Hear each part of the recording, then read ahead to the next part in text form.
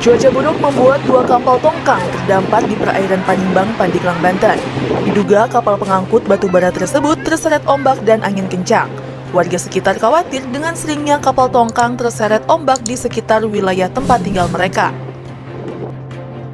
Warga kampung Sindang Laut, Desa Panimbang, Kecamatan Panimbang, Pandeglang, Banten, dihebohkan dengan kandasnya kapal tongkang di dekat pemukiman warga.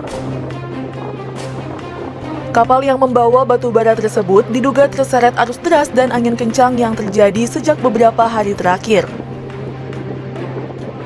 Sejak 2 pekan ini, sudah 2 kali terjadi kapal tongkang yang terseret ombak.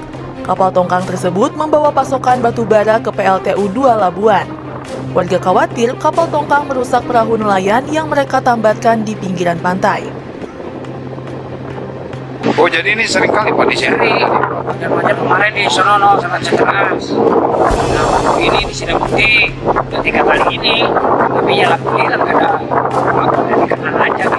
Ini dari pihak karyawannya kemana Pak? Ada di Sok. Oh, pulang lagi ke Labuan Pak? Iya. Nah, ada rencana mau ditarik kapan nih Pak? Mungkin besok Pak. Besok ya? Ya. Menurut warga, sudah sering kapal tongkang terdampar saat akan memasok batu bara ke PLTU 2 Labuan, Banten. Kapal tersebut diduga tidak kuat menahan derasnya angin dan gelombang tinggi hingga akhirnya terdampar di tempat itu. Warga khawatir kapal berukuran raksasa tersebut merusak dan mengganggu aktivitas para nelayan di tempat mereka.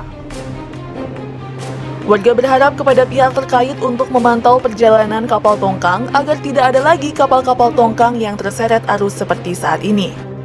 Dari Pandeglang, Banten, Ujang Suliana, AMJ TV melaporkan.